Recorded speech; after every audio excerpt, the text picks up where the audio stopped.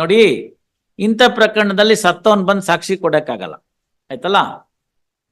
ಇನ್ ಯಾರಿದ್ರು ಇನ್ವಾಲ್ವ್ಮೆಂಟ್ ಅಲ್ಲಿ?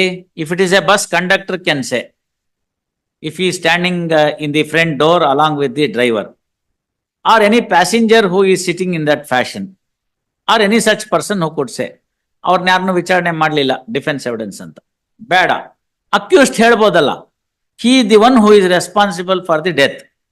Death is, according to the prosecution, rash and negligent driving of the driver. Yes. He can very well step into the witness box and say, ಏನಂತ, ಸ್ವಾಮಿ ನನಗೂ ಸಾಕ್ಷಿ ಇದೆ ಹೇಳೋದಕ್ಕೆ ಅಂತ. ಅಲ್ಲಿ ಬಂದಿರ್ತೇವೆ, ಒಂದು ಕ್ವಶನ್ ಕೇಳಿರ್ತೀವಿ ನಾವು, ನಿಮ್ಗೇನಾದ್ರು ಹೇಳುವುದಿದೆಯೇ ಅಂತ. ಆ question it is not a purposeless or a formality. ಅವಾಗ ಹೇಳ್ಬೇಕು ಅವನು, ಸ್ವಾಮಿ ಇದು ನಡೆದಿದ್ದು ಹೌದು, ನಾನು ಡ್ರೈವರ್ ಹೌದು, ಬಸ್ಸನ್ನ ಈ ಥರ ಓಡಿಸ್ಕೊಂಡು ಹೋಗ್ತಾ ಇದ್ದೆ, ಇಂಥ ರಸ್ತೆ ಹೀಗಿಗಿತ್ತು, ಇಷ್ಟು ಸ್ಪೀಡಲ್ಲಿ ಹೋಗ್ತಾ ಇದ್ದೆ ನಾನು, ಅದು ಪರ್ಮಿಟೆಡ್ ಆ ಜಾಗದಲ್ಲಿ. ನಾ ಹೋಗ್ತಿರೋ ಕಾಲಕ್ಕೆ ಈ ವ್ಯಕ್ತಿ ಕುಡಿದ ಅಮಲ್ನಲ್ಲಿ ಏಕಾಏಕಿ ರಸ್ತೆಗೆ ಬಂದ್ಬಿಟ್ಟ. ನನ್ಗೆ ಆ ಕ್ಷಣದಲ್ಲಿ ಏನು ಮಾಡಬೇಕು ಅಂತ ಗೊತ್ತಾಗ್ಲಿಲ್ಲ. ಒಬ್ಬ ನಾರ್ಮಲ್ ಪರ್ಸನ್ ಮಾಡ್ತಕ್ಕಂಥ ಬ್ರೇಕ್ ಹಾಕಿದೆ, ಸ್ವಲ್ಪ ಅದನ್ನು ಅವಾಯ್ಡ್ ಮಾಡೋದಕ್ಕೆ ಎಡಗಡೆಗೋ ಬಲಗಡೆಗೋ ಬಸ್ಸನ್ನು ತಿರುಗಿಸ್ದೆ. ಇಷ್ಟೆಲ್ಲ ಆದರೂ ಕೂಡ ನನ್ನ ಪ್ರಯತ್ನ ಆದರೂ ಕೂಡ ಸ್ಪೀಡು ಮತ್ತೊಂದು ಇವನು ಏಕಾಏಕಿ ಬಂದಿದ್ದು ಇದೆಲ್ಲ ನೋಡಿ, ಡಿಸ್ಟೆನ್ಸು ಎಲ್ಲ ಲೆಕ್ಕಾಚಾರ ನೋಡಿ ಅದು ಬಿಯಾಂಡ್ ಹ್ಯೂಮನ್ ಎರರು. ಹಾಗಾಗಿ ಹೊಡಿತು.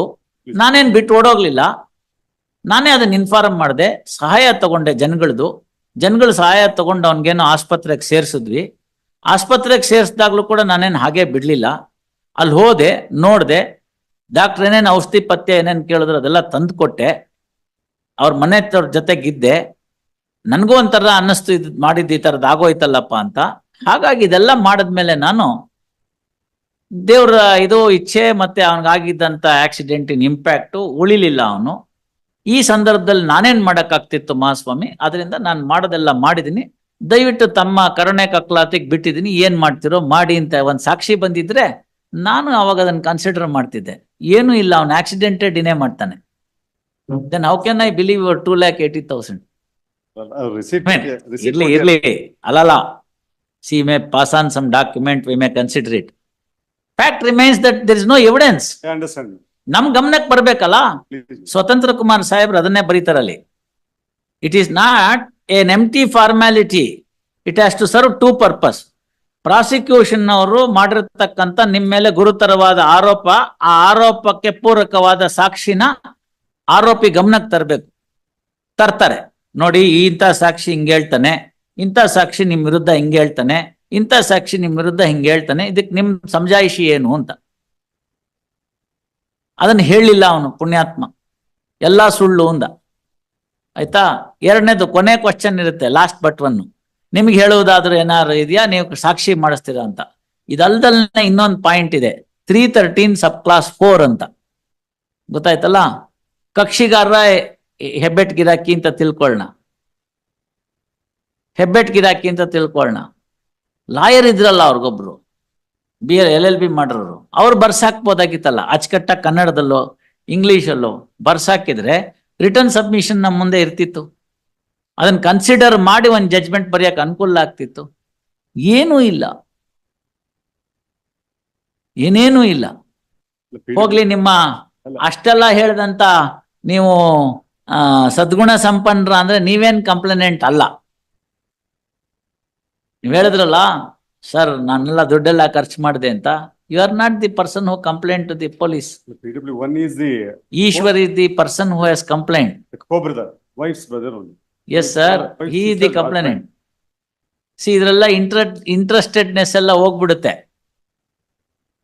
ಯಾರನ್ನು ಕೊಲೆ ಮಾಡಬೇಕು ಅಂತ ಆಗಿದ್ದಲ್ಲ ಇದು. ಇದು ಆಕ್ಸಿಡೆಂಟ್ ಅಂದ್ರೆ ಅಪಘಾತ, ಅಲ್ಲಿ ಇಂಟೆನ್ಷನ್ ಇರೋದಿಲ್ಲ. ಅದಕ್ಕೆ 2 ವರ್ಷ ಶಿಕ್ಷೆ 304A. ಅಲ್ಲೂ ನರಹತ್ಯೆಯೇ. ಒಂದು ಪಿರಮಿಡ್ ಗೊತ್ತಾಯ್ತಲ್ಲ, ಪಿರಮಿಡ್ ಅಂತ ಇಟ್ಕೊಳ್ಳಿ. ಪಿರಮಿಡ್ ಬೇಸು ಹುಟ್ಟಿದವರೆಲ್ಲ ಸಾಯ್ಬೇಕು ಅಂತ, ನ್ಯಾಚುರಲ್ ಡೆತ್ ಅನ್ನೋದು pyramid base. Next stage is ಆಕಸ್ಮಿಕವಾಗಿ ಅಪಘಾತದ ಮರಣ. ಅದು ಸ್ವಲ್ಪ ಎಡಗಡೆ ನೋಡಿ, ಸ್ವಲ್ಪ ಚಿಕ್ಕದಾಯ್ತು. ಗೊತ್ತಾಯ್ತಲ್ಲ. ಇದರಲ್ಲಿ ಮನುಷ್ಯನ ಸಾವಿದೆ, ನರಹತ್ಯೆ ಇದೆ, ಆದರೆ ಅದರಲ್ಲಿ ಯಾವುದೇ ರೀತಿಯಾದ ಉದ್ದೇಶಪೂರ್ವಕವಾದಲ್ಲ. ಅದು ನೆಕ್ಸ್ಟ್. ಅದರ ನೆಕ್ಸ್ಟ್ ಏನಾಗುತ್ತೆ ಅಂತಂದ್ರೆ ನನ್ನ ಸಾವನ್ನ ನಾನೇ ಮಾಡ್ಕೊಳ್ತಕ್ಕಂಥದ್ದು ಆತ್ಮಹತ್ಯೆ. Suicide. ಅದಕ್ಕೆ ಯಾರು ಪ್ರೇರಣೆ ಕೊಟ್ಟಿದ್ರೆ ಅದಕ್ಕೆ ಶಿಕ್ಷೆ ಇದೆ, ಪ್ರಚೋದನೆ ಪ್ರೇರಣೆ. ಅದು ಇನ್ ಸ್ವಲ್ಪ ಮೇಲಕ್ಕೆ ಬಂತು. ಅದಾದ್ಮೇಲಿಂದ ಏನ್ ಬಂತು, ನನ್ನ ಪಾಡಿಗೆ ನಾನು ಕೆಲಸ ಮಾಡ್ತಾ ಇದ್ದೆ ಸರ್, ಏನೋ ಕಬ್ಬನ್ ಕತ್ತರಿಸ್ತಾ ಇದ್ದೆ, ಅವ್ನು ಯಾವನ ಬಗ್ದೋ ನಿಂಗೆ ತಲೆ ಹಾಕ್ಬಿಟ್ಟ, ಲಪಕ್ಕಂತ ತಲೆ ಹೋಗ್ಬಿಡ್ತು. 304 ಪಾರ್ಟ್ 1 ಪಾರ್ಟ್ 2. ಪಾರ್ಟ್ 1 ಯಾವಾಗ ಬರುತ್ತೆ ಅಂತಂದ್ರೆ ಇಂಟೆನ್ಷನ್ ಇರಬೇಕು, ನಾಲೆಡ್ಜು ಇರಬೇಕು. ಇಂಟೆನ್ಷನ್ ಇಲ್ದಲ್ನೆ ಕೇವಲ ನಾಲೆಡ್ಜು, ಅವಾಗ ಪಾರ್ಟ್ 2. ಪಾರ್ಟ್ 2 ನಲ್ಲಿ ನೋಡಿ, ಪಾರ್ಟ್ 2 ನಲ್ಲಿ ನೋಡಿ ಏನಂತ ಇದೆ ಅಂತ, ಇಂಪ್ರಿಸನ್ಮೆಂಟ್ ಆರ್ ಫೈನ್ ಅಂತಿದೆ. 50 ರೂಪಾಯಿ ಯಾಕೆ ಬಿಟ್ಬಿಡ್ಬೋದು, 50 ರೂಪಾಯಿ ಯಾಕೆ ಬಿಟ್ಬಿಡ್ಬೋದು ಪಾರ್ಟ್ 2 ನಲ್ಲಿ. ಪಾರ್ಟ್ 1 ಬಂದ್ರೆ ಅಲ್ಲ, ಆ್ಯಂಡ್ ಅಂತಿದೆ. You look at it, you will come to know. 304 part 1 ನಲ್ಲಿ ಆ್ಯಂಡ್ ಅಂತಿದೆ, ಸೆಂಟೆನ್ಸ್ ಇದೆ ಮಿನಿಮಮ್. ಸೊ ನಿಮಗೆ ಪಾರ್ಟ್ 1 ಪಾರ್ಟ್ 2 ವ್ಯತ್ಯಾಸ ಗೊತ್ತಾಯ್ತು. ನೆಕ್ಸ್ಟ್ ಏನು, ನರಹತ್ಯೆ ಇದೆ, ಉದ್ದೇಶಪೂರ್ವಕವಾಗಿ ಮಾಡಿದಂಥದ್ದು. Tip of the pyramid, tip of the pyramid ಕೊಲೆ, ನ್ಯಾಚುರಲ್ ಸಾವು, ಬೇಸು. ಇದ್ರ ಮಧ್ಯೆ ಆಗ್ತಕ್ಕಂಥ ಎಲ್ಲ ಸಾವುಗೂ ಶಿಕ್ಷೆ ಪ್ರಮಾಣ ವೇರಿ ಆಗ್ತಾ ಹೋಗುತ್ತೆ. So 304A is next only to the base. ನಾವು ಬರೇ ಆಕ್ಸಿಡೆಂಟ್ ಅಂತ, ಅಪಘಾತ ಅಂದ್ರೆ ಕೇವಲ ರೋಡ್ ಟ್ರಾಫಿಕ್ ಆಕ್ಸಿಡೆಂಟ್ ಅಂತ ತಿಳ್ಕೊತೀವಿ, ಅಲ್ಲ, ಹಲವಾರು ತರ ಇದೆ. ಉದಾಹರಣೆಗಲ್ಲಿ ಉಪಹಾರ ಸಿನಿಮಾ ಅಂತ ಡೆಲ್ಲಿದು, ಫೈರ್ ರಿಕ್ವೈರ್ಮೆಂಟ್ಸ್ ಇತ್ತು, ಫಾಲೋ ಮಾಡಿರ್ಲಿಲ್ಲ, ಅದು ಹೋಗುತ್ತೆ. ಬೋಟು, ಎಲೆಕ್ಟ್ರಿಕೇಶನ್, ಹಲವು ವಿಚಾರಗಳಿದೆ. Negligence is not that. So ಅಲ್ಲಿ ನಿಮ್ಮ ಕೃತ್ಯ, ನೀವು ತೆಗೆದುಕೊಂಡಿರ್ತಕ್ಕಂಥ ತಾತ್ಸಾರ ಭಾವನೆ ಒಬ್ಬ ಮನುಷ್ಯನ ಸಾವಿನಲ್ಲಿ ಈಡಾಯಿತು ಅಂತಂದ್ರೆ ಅವಾಗ ಏನ್ ಮಾಡ್ಬೇಕು, such level of the requirement that you are vigilant which you fail to take it. ಈಗ ಮಾಲ್ಗಳಲ್ಲಿ ಮೇಲ್ಗಡೆಯಿಂದ ಖಾಲಿ ಬಿಟ್ಬಿಟ್ಟಿರ್ತಿದ್ರಲ್ಲ, ಮಗು ಬಿದ್ದೋಯ್ತಲ್ಲ, ಈಗೆಲ್ಲ ಏನ್ ಮಾಡಿದಾರೆ ನೋಡಿ, ನೆಟ್ ಹಾಕಿದ್ದಾರೆ. ಯಾಕೆ ಅಂದ್ರೆ 304A ಆಗ್ಬಾರ್ದು ಮಾಲ್ ಮ್ಯಾನೇಜರ್ ಮೇಲೆ. ಯಾಕೆಂದ್ರೆ ಮಗು ಆಡ್ತಾ ಆಡ್ತಾ ಕಡೆ ಬಂದ್ಬಿಡುತ್ತೆ. ಮಗು ಏನು ಈಗೇನ ರೀಲು ಸೆಲ್ಫಿ ಎಲ್ಲದಕ್ಕೂ ಅವರೇ ಬಿದ್ಬಿಡ್ತಾರೆ. ಹಿಂಗೆಲ್ಲೋ ಹಿಂಗ್ ನಿಂತ್ಕೊಂಡು ಫೋಟೋ ತೆಕ್ಕೊಳಕ್ ಹೋಗೋದು, ದಬಾರ್ ಅಂತ ಬಿದ್ಬಿಡೋದು ಅಲ್ಲ. This are all permissible. What I am trying to say is this are all things that can happen. So one should exercise a reasonable vigilance to see that unavoided and unexpected thing could be expected and that is to be avoided ಅಂತ. ಅದಕ್ಕೆ ಬೇಕಾದಂತ ಒಬ್ಬ prudent ಮನುಷ್ಯ ಏನ್ ತಗೋಬೇಕು ಅದನ್ನ ತೆಗೆದುಕೋಬೇಕು. ಅದು ತಗೊಂಡಿತ್ತು ಅಂತಂದ್ರೆ ಬೇಕಾಗಿಲ್ಲ. ಉದಾಹರಣೆಗೆ ಒಂದು ಕಟ್ಟಡ ಕಟ್ತಿರ್ತಾರೆ, ಕಟ್ಟಡ ಕಟ್ತಿರುವಾಗ ಒಂದು ಮೆಟ್ಲು ಹಾಕಿರ್ತಾರೆ, ಫಸ್ಟ್ ಫ್ಲೋರು ಸೆಕೆಂಡ್ ಫ್ಲೋರ್ಗೆ ಅವನ್ನ ಮಣ್ಣು ಗಿಣ್ಣು ಎಲ್ಲ ತಲೆ ಮೇಲೆ ಹೊತ್ಕೊಂಡು ಹೋಗ್ಬೇಕಾಗ್ತಿರುತ್ತೆ. ಈ ಕಡೆ ಭಾಗದಲ್ಲಿ ಮೆಟ್ಲಿನ ಈ ಕಡೆ ಭಾಗದಲ್ಲಿ ಗೋಡೆ ಇಲ್ದೇ ಇರೋ ಭಾಗದಲ್ಲಿ ಒಂದು ಬಂಪ್ ಕಟ್ಟಿರ್ತಾರೆ, ನೀವು ನೋಡಿರ್ತೀರಿ. ಕಟ್ಟಿಲ್ದಿದ್ರೆ ಏನಾಗುತ್ತೆ, likely that he may slip down and then die. So ಅದಕ್ಕೋಸ್ಕರ ಅದಕ್ಕೆ ಏನ್ ಮಾಡ್ತಾರೆ, ಒಂದು ಬಂಪ್ ಕಟ್ಟು ಟೆಂಪರರಿ ಒಂದು ಪ್ರೊಟೆಕ್ಷನ್ ಕೊಟ್ಟಿರ್ತಾರೆ. It is guarding if any untoward incident to happen. ಇದನ್ನ ನೀವು ಮಾಡಿದಿರಿ ಅಂತ ತೋರಿಸಿದ್ರೆ you will be out of this 304A bracket. 304A is what is to be looked into is the negligence. Because of my negligence, somebody has lost his life. So therefore 2 years. ಇದೆಲ್ಲ ದುಡ್ಡು ಕಾಸು ಖರ್ಚು ಮಾಡಿದಿರಿ, we may reduce it to 1 year. So ಎಷ್ಟು ಜನ ಅದರಲ್ಲಿ ಸತ್ತಿರ್ತಕ್ಕಂಥದ್ದು, ಒಬ್ರೇನಾ? 1 year ರಿಡ್ಯೂಸ್ ಮಾಡಿ ಕ್ಲೋಸ್ ಮಾಡೋಣ ಅಷ್ಟೇ. We have paid. I'm just bringing to the notice of this Amapur. No, payment cannot be. Just ಹೇಳಿದ್ದು. We have spent about 2,80,000 for treatment and we have paid 2 lakhs. That is the reason I am telling you I will reduce it to 1 year. Yes, that evidence says that Millard, he was drunk. PM report ಅಲ್ಲಿ ಇಲ್ಲ.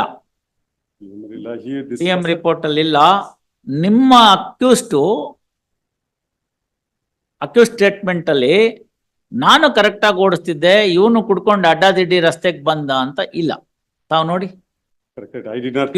You also go to the extent of denying the very accident. I did not conduct the accident. What to do? ನೋಡಿ, ಎಲ್ಲ ವಕೀಲರಿಗೆ ನನ್ನ request ಇಷ್ಟೇನೆ. There is one judgment by the Supreme Court in Ravi Kapoor versus state ಅಂತ ಇಲ್ಲಿ ಕೊಟ್ಟಿದ್ದೀನಿ, ನಿಮಗೂ copy ಕೊಡ್ತೀನಿ ನೋಡಿ. 39 ಪ್ಯಾರ ತೆಕ್ಕೊಡಮ್ಮ ಬೇಗ. ನನ್ನ ಹತ್ರ ಒಂದು ಕಾಪಿ ಇದೆ, ಬೇರೆ ಹಿಂದೆನೆ ಹೇಳಿದ್ದೆ ನಿಮ್ಗೆ ರವಿ, ಹಿಂದೆ 2021 ನಲ್ಲಿ ರಿವಿಷನ್ ಕೂತಾಗ್ಲೂ ಈ ಜಜ್ಮೆಂಟ್ ಕೊಟ್ಟಿದ್ದೆ ನಿಮ್ಗೆ, ಗೊತ್ತಾಯ್ತಲ್ಲ. ದಯವಿಟ್ಟು ನೋಡಿ ಇದನ್ನ. ಆ ಪ್ಯಾರಾ ನಂಬರ್ 39 ಓದಿ ಇದ್ರಲ್ಲಿ Shall I read you, Mala? Please, ಎಲ್ರಿಗೂ ಅರ್ಥ ಆಗುತ್ತೆ ಅಂತ. ಏನ್ ಮಾಡ್ಬೇಕು ಟ್ರಯಲ್ ಕೋರ್ಟ್ ಅಲ್ಲಿ ಅಂತ. I'll read, Mala. Yes, It is please. true that prosecution is required to prove its case beyond reasonable doubt, but the provisions of section 313 CRPC are not a mere formality or purposeless. They have a dual purpose to discharge. Firstly, that the entire material parts of the incriminating evidence should be put to the accused in accordance with law, and secondly, to prove an opportunity to the accused to explain To provide an opportunity, prove ಅಲ್ಲ, to provide an opportunity for to the accused. accused to have his say in the matter. Yes, ma'am. You understand that? Concession. No question of giving any other thing. Sourav Bakshi ಕೊಟ್ಬಿಡೋರ್ಗೆ ಮಧ್ಯಾಹ್ನ ನೋಡ್ಕೊಂಬನ್ನಿ. Supreme Court has said no question of ಬರೇ ದುಡ್ಡು ಇಸ್ಕೊಂಡು compensation ಕೊಟ್ಬಿಟ್ಟು ಅವ್ರನ್ನೆಲ್ಲ ಮಾಡೋ ಅಂತ ಪ್ರಶ್ನೆನೇ ಇಲ್ಲ ಅಂತ 2015 ಹೇಳ್ಬಿಟ್ಟಿದ್ದಾರೆ. ನಮ್ದೇ ಓನ್ ಕೇಸ್ ನಾವು ಸುಪ್ರೀಂ ಕೋರ್ಟ್. ಆಯ್ತು, ನಾವ್ ಇದನ್ನ ನೋಡಿ ಬರೀತೀವಿ, ನಿಮ್ ಕೇಸನ್ನ ಇಟ್ಕೊಳ್ಳಿ, ನೋಡಿ ಅದನ್ನ. ರಿಪೋರ್ಟೆಡ್ ಜಜ್ಮೆಂಟ್ ಇದೆ, ಅದ್ ನೋಡಿ. PO ಆಕ್ಟ್, ಆ ಆಕ್ಟ್, ಈ ಆಕ್ಟ್ ಯಾವ್ದು ಅಪ್ಲಿಕಬಲ್ ಆಗಲ್ಲ ಅಂತ ಬರ್ದ್ಬಿಟ್ಟಿದ್ದಾರೆ. ಯಾರು ಅಪಘಾತದಲ್ಲಿ ಸತ್ತಿದ್ದಾರೆ ಅಂತ ಹೇಳಿದ್ರೆ 6 ತಿಂಗಳು ಮಿನಿಮಮ್ ಶಿಕ್ಷೆ. ಅದು ಈ ಕೋರ್ಟಿನ ವ್ಯೂ. ನಾನು ಬರ್ಕೊಡ್ತೀನಿ, ನೀವೇ ತಗೊಂಡೋಗಿ, ನಮ್ದೇನು ಅಭ್ಯಂತರ ಇಲ್ಲ. If you want to take it to the next level. ಇದರಲ್ಲಿ ನಾವು humanity as your lordship side ನಾವು ಫಸ್ಟ್ ಕರ್ಕೊಂಡು ಹೋದ್ವಿ 2,80,000. ಅದೆಲ್ಲ that is the mitigating circumstances you are arguing. That will not take away the punishment. Imprisonment ತೆಗಿಯಕ್ಕಾಗಲ್ಲ. Payment of compensation or meeting the expenses are not the one which will be considered to remove the. Otherwise, everybody will do like the Pune Porsche case. Write 200 words essay and get rid of. I am prepared to write 20,000 words essay as to what are the consequences of a road accident and a death thereof. And will I get a license to kill somebody? Will I get a license to kill somebody, Mr. Ravi? You may write 200 pages. But will it give you a license? Those are all unheard of. ಗೊತ್ತಾಯ್ತಲ್ಲ ನೋಡಿ. Sentencing ಪಾಲಿಸಿಗೆ ಬಂದಾಗ ಹಲವು developed countries ನಲ್ಲಿ ಹೊಸ ಮಾರ್ಗಗಳನ್ನ ಕಂಡುಹಿಡಿತಿದ್ದಾರೆ.